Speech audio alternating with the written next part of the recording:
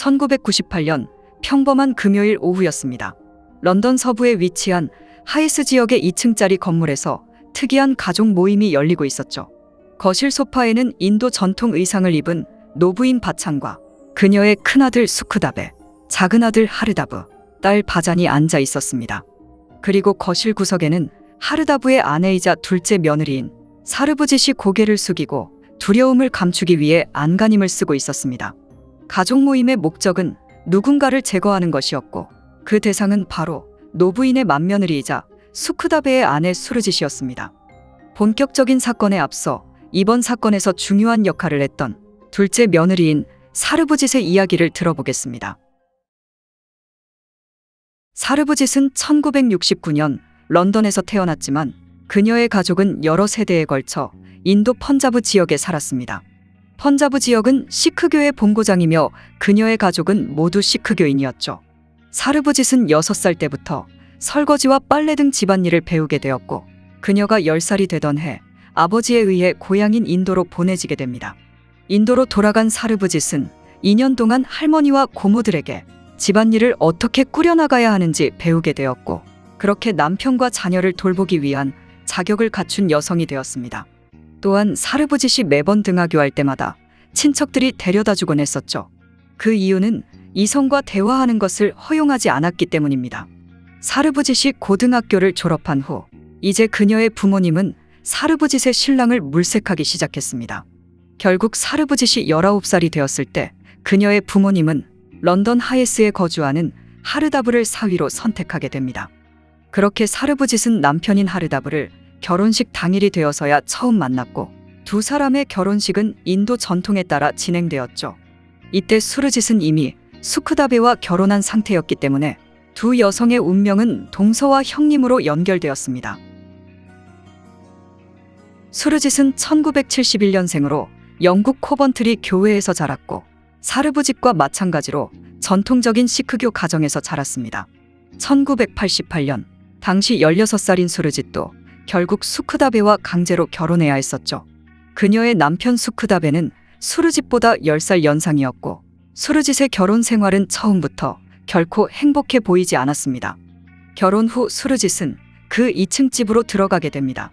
그곳엔 장남 수크다베와 그의 아내 수르짓, 둘째 아들 하르다브와 그의 아내 사르부짓, 그리고 시어머니인 바찬이 살고 있었습니다. 붐비는 이 집에서 열심히 일하는 사람은 며느리 둘뿐이었죠. 수르짓의 시아버지는 심한 천식을 앓고 있었고 그는 세상을 떠나기 전 손자를 안고 싶었지만 그의 소원은 이뤄지지 않은 채 얼마 지나지 않아 결국 세상을 떠났습니다. 그렇게 시어머니인 바찬이 가장이 되고 말았죠. 바찬은 오만하고 허영심이 많으며 통제욕이 강한 여성입니다. 그녀는 시크교에서 품위 있고 상냥한 모습을 보여주지만 실제로는 두 며느리를 노예처럼 억압하고 모욕하는 시어머니였습니다. 예를 들어 수르짓이 결혼한 직후 그녀는 어머니의 생일을 맞아 친정에 가고 싶었지만 바찬은 당당하게 거절했었습니다. 그 이유는 자신의 딸들이 집에 올 테니 차를 끓여 준비하라는 것이었죠. 수르짓이 첫 아이를 임신했을 때 불행히도 유산하게 되었고 이때 바찬과 수크다베는 그녀에게 살인자라며 비난하기도 했었습니다. 얼마 후 수르짓은 또다시 임신하게 되었고 경험이 없었던 그녀는 출산 중 남편이 곁에 있어주길 원했습니다. 그러나 출산 당일 시어머니는 고의로 아들을 병원에 보내지 않았고 결국 수르짓은 홀로 딸을 출산해야 했습니다. 또한 표면적으로 수크다베 역시 예의 바르고 점잖은 사람으로 잘 알려져 있지만 집에서는 폭력적이고 냉정하며 계산적인 남자였습니다. 수크다베는 카센터에서 아르바이트를 하고 있었는데 회사에 다니는 아내만큼 급여는 높지 않았습니다. 그러나 수크다베가 모든 경제권을 쥐고 있었죠. 수르짓에게 유일한 동료는 사르부짓뿐이었고 두 사람이 부엌에서 집안일을 할 때면 원망과 분노를 거리낌 없이 표출하기도 했었죠. 결국 수르짓은 시어머니의 통제에서 벗어나기 위해 옆집으로 이사했고 집을 사는 데 드는 돈의 대부분은 그녀가 힘들게 모은 돈이었습니다. 그러나 그 집은 수크다베와 공동 소유자가 되었고 그는 또한 온갖 수단을 동원해 자신의 어머니의 이름도 추가하였죠. 수르짓이 집을 구입한 지 얼마 되지 않아 시어머니는 허락도 없이 수르짓의 집에 들어와 살게 됩니다. 이후 바찬은 원래 살았던 자신의 방을 기도실로 바꿨고 종종 몇 시간 동안 기도하곤 했었죠.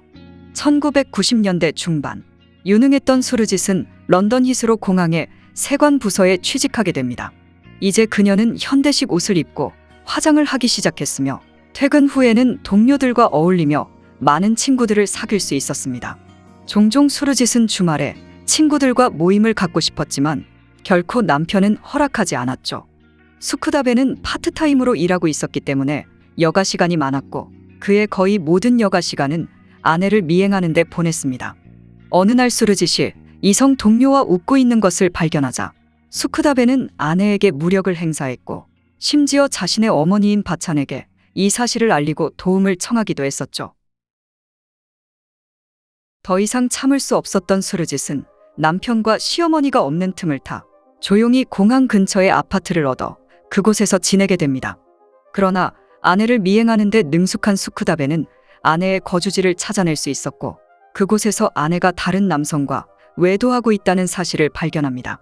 수크다베는 아내의 아파트 밖에서 돌아와 달라며 고함을 지르기도 했지만 수르짓은 확고하게 이혼을 제안했고 이혼 변호사까지 고용하고 말았죠. 그리고 수크다베와 별거하는 동안 수르짓은 아들을 낳았습니다. 이 소식을 들은 바찬은 마침내 손자를 갖게 되었다는 소식에 매우 기뻤습니다. 여기에 대해 수크다베는 어머니에게 자신의 아들이 아니라고 단언했지만 바찬은 혈통을 따지지 않는 듯 보였죠. 그리고 바찬은 아들에게 절대 손자를 뺏기지 말라고 말했습니다. 만약 수크다베가 수르짓과 이혼하게 되면 구입한 집의 재산은 분할될 것이며 아이의 양육권 역시 수르짓에게 돌아갈 가능성이 매우 높았습니다. 그리고 바찬 가족은 망신당할 게 뻔했습니다. 그렇게 1998년 바찬은 둘째 아들이 살고 있는 집에서 가족 모임을 열게 됩니다. 결국 수르짓을 제거하기로 결정했지만 상이라기보다는 수크다베와 바찬의 통지에 가까웠죠. 1998년 11월 바찬은 수르짓을 찾아가 친척 결혼식에 참석하기 위해 인도로 함께 가자고 요청하게 됩니다. 극도로 시어머니를 미워하던 수르짓이 왜 시어머니와 단둘이 인도로 향한 것인지는 밝혀지지 않았습니다. 이후 재판에서 바찬은 유죄를 인정하지 않았기 때문에 이 부분은 미스터리로 남게 되었습니다. 수사관들은 바찬이 수르짓에게 던진 미끼가 친척들 앞에서 우리 집안의 체면을 세워주면 이혼을 허락하겠다로 추정하고 있습니다. 수르짓의 이혼 의지는 확고하지만 수크다베와 바찬에 맞서기에는 극도로 험난한 과정이 예상되기 때문에 합리적인 추정으로 보입니다. 1998년 12월 4일 오전 차에 오르기 전 수르짓은 사르부짓에게 작별 인사를 했고 이것이 두 사람의 마지막 만남이었죠. 수르짓이 인도로 떠난 다음 날 사르부짓은 몰래 공중전화 부스를 찾아 영국 크라임 스토퍼스에 전화를 걸어 자신의 이름을 밝히고 현재 수르짓의 안전이 매우 걱정된다고 알렸습니다. 하지만 사르부짓은 어떠한 피드백도 받지 못했죠. 한편 수르짓과 바찬은 인도에 도착한 후 펀자브 지역의 친척집으로 이동해 12월 5일과 6일 결혼식에 참석했습니다. 이 기간 동안 런던에 머물던 수크다베는 집에 틀어박혀 어머니와 장시간 전화통화를 이어나갔습니다. 그렇게 결혼식이 끝난 후 수르짓과 바찬은 여행사를 찾아 런던으로 돌아가는 비행기표를 예약합니다. 이후 비행기는 공항에 순조롭게 착륙했지만 비행기에서 내린 사람은 바찬뿐이었죠. 사르부짓은 수르짓이 돌아오지 않았다는 것을 알게 된 후 자신이 걱정했던 일이 벌어졌음을 직감했습니다. 그날 오후 아무도 그녀에게 관심을 기울이지 않는 동안 사르부짓은 비밀리에 익명의 편지를 써서 수르짓이 살해된 것 같다며 지역 경찰서로 그 익명의 편지를 보냈습니다. 그러나 이번에도 역시 아무런 일도 벌어지지 않았습니다. 동시에 수르짓의 친가 쪽도 그녀를 걱정하고 있었죠. 특히 수르짓의 남동생인 자그디 씨는 누나가 돌아오지 않았다는 소식을 듣자마자 뭔가 잘못됐음을 예감하게 됩니다.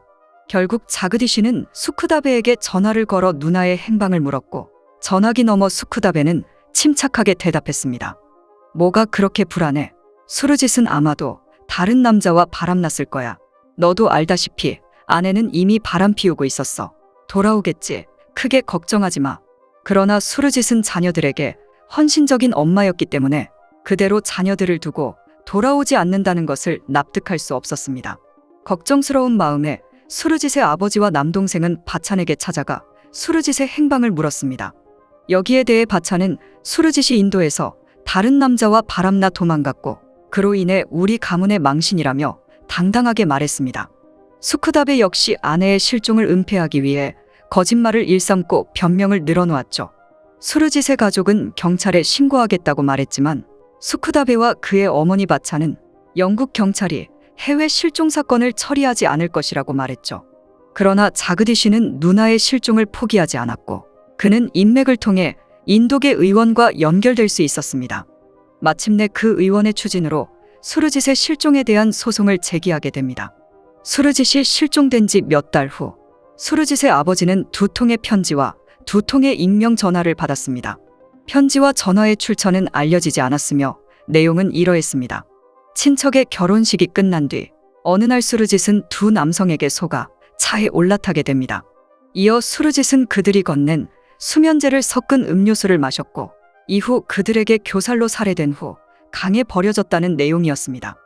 2 남자 중 1명은 바찬의 동생이었고 이 사건의 주모자는 수르짓의 남편인 수크다베와 시어머니인 바찬이라는 것이었죠. 경찰은 바찬의 일가족을 체포해 경찰서로 연행한 후 신문을 이어나갔습니다. 이때 사르부짓은 다시 한번 용기를 내어 자신이 알고 있는 모든 것을 폭로했죠. 그러나 바찬의 일가족은 만장일치로 사르부짓이 감정적으로 불안정하고 거짓말을 일삼으며 한마디로 정상이 아니다라고 진술하게 됩니다. 한편 인도 경찰은 바찬의 남동생을 잠시 구금했지만 그는 곧 석방되고 말았습니다. 경찰은 사르부짓의 주장을 믿지 않았고 이어 증거 불충분으로 인해 바찬의 가족은 무죄를 선고받게 됩니다.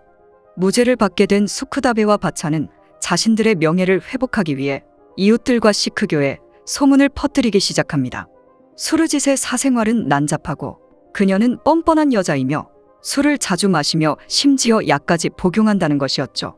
또한 수크다베는 서류를 위조해 수르짓이 산 집을 자신의 소유로 만들었고 수르짓에 남아있던 흔적을 모두 지우기 시작했습니다. 그리고 수크다베와 바차는 수르짓의 아이들에게 지속적으로 거짓말을 하며 세뇌시키기 시작합니다. 너희 엄마는 너희를 버리고 다른 남자와 도망갔어. 영원히 엄마의 이름을 절대 언급하지 마. 아빠와 할머니만 너희들을 진심으로 사랑해. 2000년이 되었고 수크다베는 수르짓에게 버림받았다는 이유로 이혼에 성공하게 됩니다. 이후 그는 싱가포르 여성과 결혼해 싱가포르로 이주했습니다. 나중에 수크다베는 그 집을 팔았고 모든 돈은 바찬의 계좌로 이체되었으며 이후 바찬의 자녀들에게 분배되었습니다. 이렇게 누명을 쓴 수르짓의 가족은 시크교에서 비판의 대상이 되고 말았죠. 여전히 자그디시는 누나를 믿었고 자신의 남은 생을 누나의 정의를 위해 싸우기로 결정합니다. 자그디시는 여러 부서에 청원서를 보냈으며 언론사에도 지속적으로 편지를 보냈죠. 2004년 가을 뉴스나이트 프로그램은 수르짓에 대한 10분짜리 단편을 제작했고 마침내 이 사건은 언론의 주목을 받기 시작합니다. 2004년 말 그렇게 수르짓 사건의 재수사가 시작되었습니다. 바찬 가족이 무죄로 풀려난 뒤 사르부짓은 배신자로 낙인 찍혀 하루하루 공포 속에서 살아가고 있었죠. 그녀는 엄격하게 감시받아야 했고 친정으로 갈 기회도 거의 사라지고 말았습니다. 2004년 사르부짓은 위궤양으로 인해 병원에 입원하게 됩니다. 원인은 과도한 스트레스였습니다. 의사는 그녀에게 다시 한번 위궤양이 발병하면 목숨이 위태로울 것이라고 말했죠. 사르부짓의 상태가 심각했기 때문에 바찬의 가족은 어쩔 수 없이 사르부짓의 친정에 이 사실을 알려야 했습니다. 그렇게 사르부짓은 아버지를 만날 수 있었고 다시 한번 용기를 내어 자신이 알고 있는 모든 것을 아버지에게 털어놓았죠. 아버지는 경찰에 신고하라고 조언했지만 사르부짓의 답은 소용없다였습니다. 전에도 몇 번이나 신고했지만 경찰이 자신의 말을 믿지 않았다는 것이었죠. 그리고 사르부짓은 다시 신고하게 되면 보복이 두렵다고 말했습니다. 결국 아버지는 딸에게 더 이상 강요하지 않았고 병원에서 퇴원한 후 자신의 집으로 들어와 이혼을 준비하라고 말했습니다. 퇴원 후 친정으로 돌아간 사부르짓은 넷째를 임신 중이었고 곧 출산을 앞두고 있었죠. 하르다브는 사르부짓과 재결합하기 위해 사르부짓의 친정으로 향했지만 이미 사르부짓의 마음은 떠났고 재결합을 완강히 거절하게 됩니다. 여기에 분노한 하르다브는 세 자녀와 사르부짓의 만남을 금지하고 말았죠. 얼마 지나지 않아 사르부짓은 부모님 집에서 막내 아들을 낳았습니다. 그리고 얼마 후 사르부짓은 부모님 집 거실에서 백인 남자와 눈이 마주쳤고 그 남자는 사르부짓에게 부드럽게 미소를 지었습니다. 안녕하세요, 부인. 제 이름은 클라이브입니다. 클라이브는 수사관이었고 수르짓 사건의 재수사를 준비하고 있었죠. 사르부짓의 아버지는 비밀리에 경찰에 전화를 걸고 클라이브를 자신의 집으로 초대한 것이었습니다. 처음에 사르부짓은 경찰의 신뢰를 잃은 상태였기 때문에 클라이브에게 매우 적대적이었습니다. 그러나 정직하고 인내심이 강하며 친절한 클라이브에게 점차 사르부짓은 마음을 열었고 자신이 알고 있는 모든 것을 털어놓았습니다. 그리고 클라이브는 사르부짓에게 이렇게 말했죠. 저는 당신의 모든 말을 믿습니다. 당신이 이 사건의 핵심 증인입니다. 수르짓의 정의를 위해 법정에서 알고 있는 모든 것을 증언해 주세요. 클라이브가 떠나려 할 때 사르부짓의 아버지는 클라이브에게 당신이 원하는 대로 사건을 조사할 수 있지만 한 가지는 보장해 주셔야 합니다. 라고 말했습니다. 바로 자신의 딸의 안전을 보장해 달라는 것이었죠. 여기에 대해 클라이브는 약속합니다. 라고 말했습니다. 그렇게 경찰의 재수사가 시작되었고 이 시기 수크다베는 싱가포르에서 영국으로 돌아오게 됩니다. 이때 그는 싱가포르에서 결혼한 여성과 이혼했고 영국으로 돌아온 후 자신보다 20살 어린 여성과 교제하기 시작했습니다. 수르짓의 사건은 점차 주목받고 있었지만 수크다베는 자신이 경찰의 덜미를 잡히지 않을 것이라고 확신하고 있었죠. 수사를 진행하던 중 수크다베가 아내의 부동산 서류를 위조한 사실을 발견하게 됩니다. 또한 바찬의 딸 집 다락방에서 수르짓의 여권과 일기장이 들어있는 상자도 발견되었죠. 일기의 내용은 그동안 시어머니와 남편에게 억압받고 무시당했다는 내용이었습니다. 2005년 11월 마침내 바찬과 수크다베는 수르짓을 살해한 혐의로 기소됩니다. 그들이 체포된 후 하르다브는 사르부짓에게 미친 듯이 전화를 걸어 증언을 철회하라며 협박하기 시작했죠. 사르부짓은 거절했지만 하르다브는 결코 포기하지 않았습니다. 결국 하르다브는 자녀들을 앞세워 사르부짓에게 협박까지 하였죠. 이 사실을 알게 된 클라이브는 증언을 방해한다는 이유로 하르다브를 체포했고 일시적으로 자녀들의 양육권은 사르부짓에게 돌아갔습니다. 2007년 봄 법정에서 사르부짓의 증언은 3일 동안 지속되었고 3개월 후 바찬과 수크다베는 종신형을 선고받았습니다. 2022년 8월 바찬은 건강 악화와 치매로 인해 조기 석방되었지만 그녀는 단 한 번도 자신의 혐의를 인정한 적이 없습니다. 그리고 수크다베는 여전히 복역 중입니다. 인도 경찰은 수르짓을 살해한 범인을 체포했으며 그도 여전히 수감 중입니다. 바찬과 수크다베가 투옥된 후에도 자그디시는 다른 공범을 기소하기 위해 뛰어다녔지만 그러나 더 이상 기소된 사람은 없었습니다. 2022년 7월 누나의 정의를 찾아주는데 세월을 보낸 자그디시는 불과 50세의 나이로 세상을 떠나고 말았습니다. 자그디시의 딸인 라지비르는 아버지가 자랑스럽다고 말했고 고모의 사건이 잊히지 않게 노력하겠다고 결심했습니다. 사르부짓은 2013년 진정한 명예라는 단체를 설립했으며 수르짓을 위해 자서전을 출판하기도 했습니다.